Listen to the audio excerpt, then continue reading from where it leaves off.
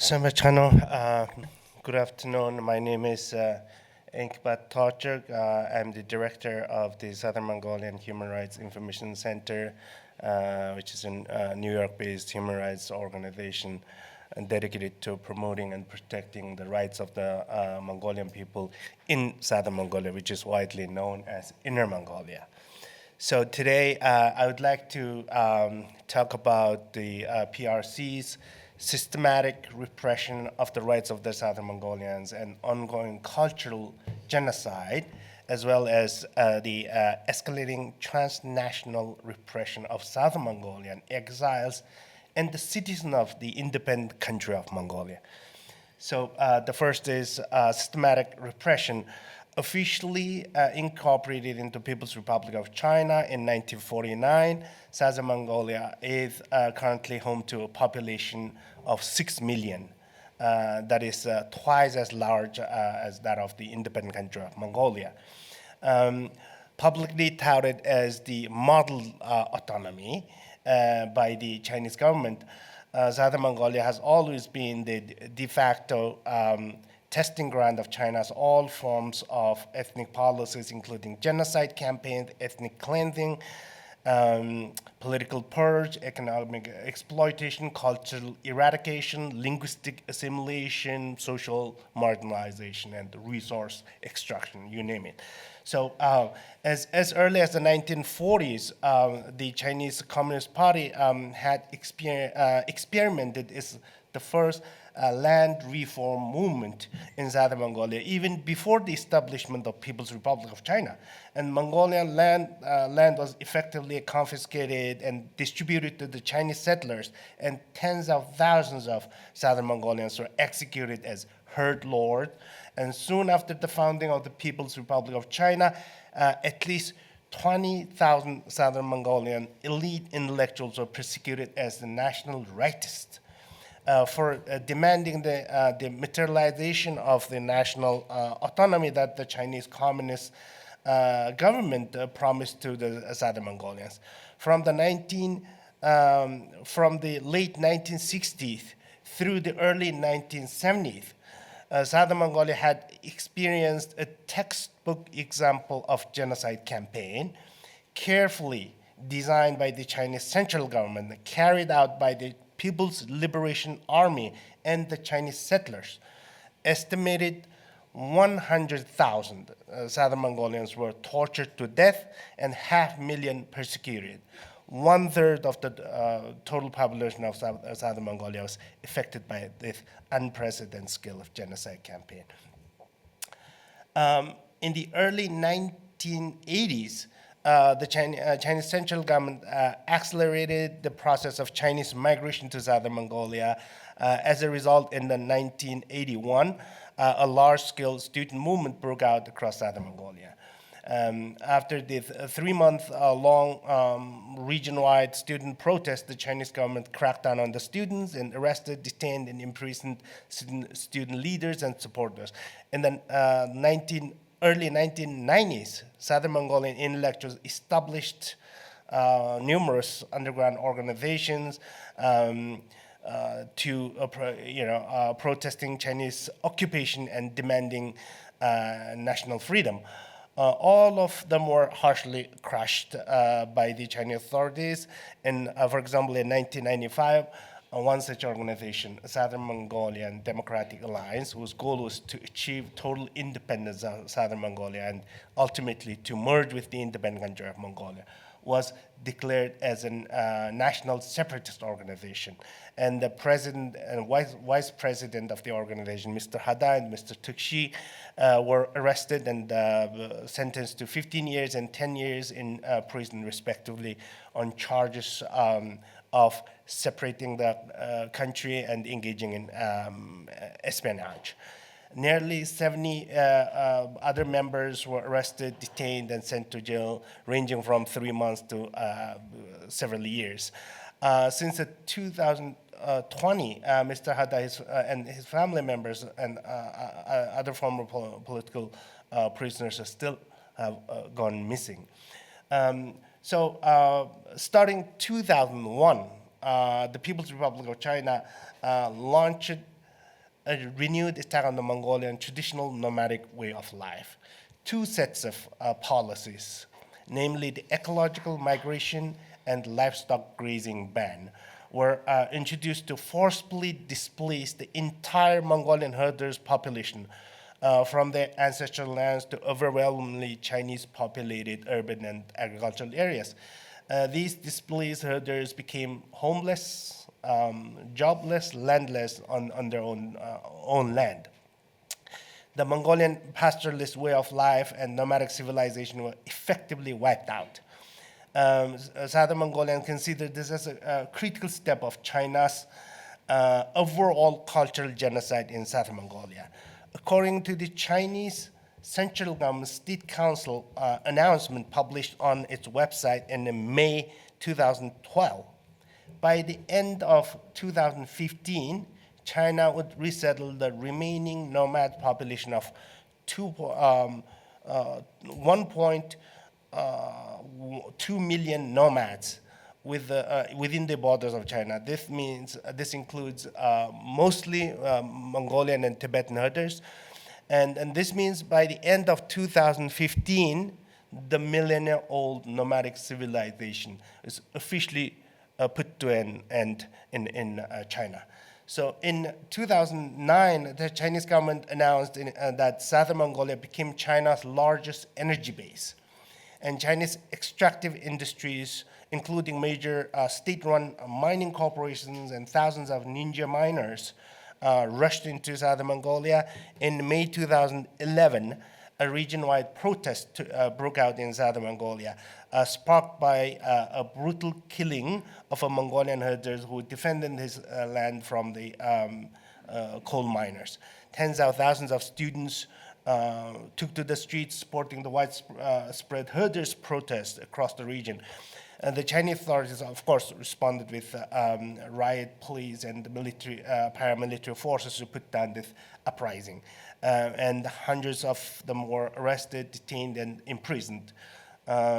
So the second, the major issues that I would like to touch upon is the ongoing cultural genocide. As the final step of the Chinese cultural genocide campaign in June 2020, the Chinese government announced to implement the so-called second generation bilingual education, a new policy for the fresh attack on the Mongolian culture.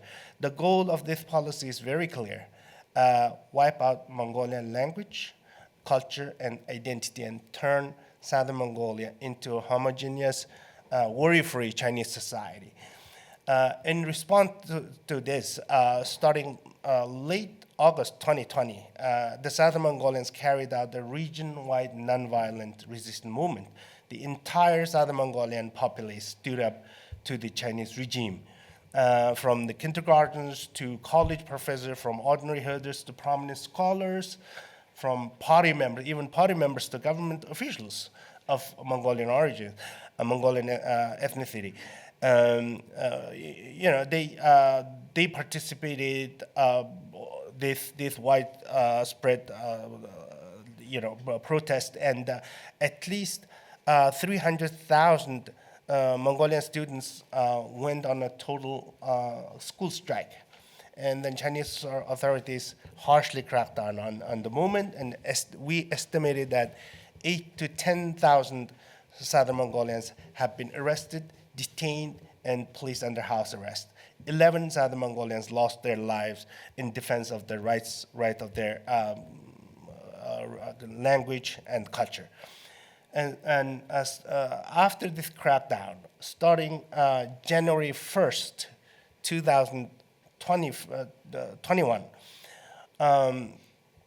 all government mouthpieces, Chinese government mouthpieces, including the Inner Mongolia radio and television Mongolian language service, have been ordered to start replacing Mongolian cultural programs with the Chinese one in order to promote the so-called the strong sense of the Chinese nationality, common identity, and learn Chinese and become a civilized person has been an official slogan, publicly promoting the Chinese supremacy over Mongolian language, culture, and identity. slogans of, for example, mutual interaction, mutual exchange, and mutual assimilation of all ethnic groups to firmly establish the Chinese nationality, common identity, have been aired repeatedly from TV and radio stations across the region. In schools, Mongolian students are subject to military style of training and propaganda activities. Mongolian college students are forced to wear Mao suits and sing the communist red songs to extol the greatness of China. And the Mongolian teachers and professors are brought to the Chinese communist red base Yan'an to receive patriotic education. In a move to justify this total elimination of Mongolian language from the entire educational system in Southern Mongolia, the Chinese National Congress announced that the education in the minority language as local legislations stipulated is unconstitutional. According to the Chinese official press, People's Daily. So this overrides the Article 4 of the Constitution of the People's Republic of China that states that all ethnicities have the freedom and right to use and develop their own and spoken and written language, and to preserve or reform their own folk and customs. So local authorities in the autonomous region reacted promptly to implement this directive. Subjects on Mongolian culture and history taught in Mongolian in all schools are considered underemphasizing the Chinese nationality, common identity, and deliberately emphasizing individual ethnic groups, ethnic identity, and ethnic sentiment. And they were removed from curriculum across the region.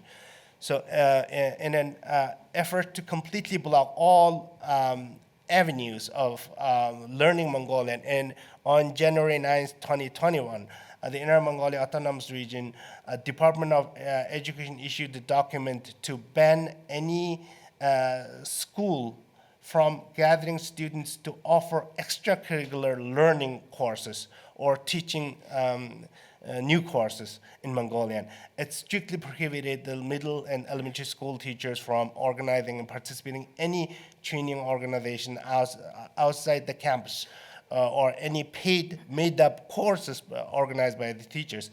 So these are just some of the examples of how the Chinese government is trying to wipe out the Mongolian language and culture. I have many examples, but because of the limiting the time, I'm just trying to wrap it up.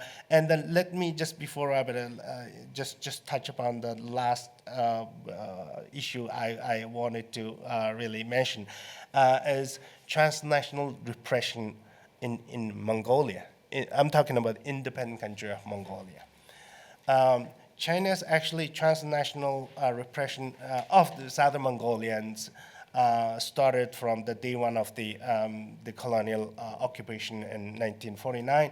As soon as the establishment of the regime, the Chinese government pressured the government of Mongolia to deport back those Southern Mongolian freedom fighters and independent movement leaders, including the Prince Tumchik Dongrov, the iconic figure of the Southern Mongolian independent movement, and the General Li Zhizhen, and the commander of the Southern Mongolian army. So both of them are deported back to China and then died in house arrest. Hundreds of other Southern Mongolian freedom fighters were also deported back. This is just, you know, right after the People's Republic of China was established. So the kind of transnational repression is not new to the Mongolians, and we know that there have been widespread discussion about China's secret police station, in over. But in Mongolia, it has been happening for many decades. So I just would like to give you the last example of this kind of transnational repression in Mongolia. In 2023. Southern Mongolian, very well-known decision writer who went to Mongolia in exile, and then he was seeking asylum with the UNHCR, United Nations High Commissioner for Refugee, and then but he was arrested by the Chinese police sent from China to on Mongolian soil. He was arrested on the Mongolians and deported back to China.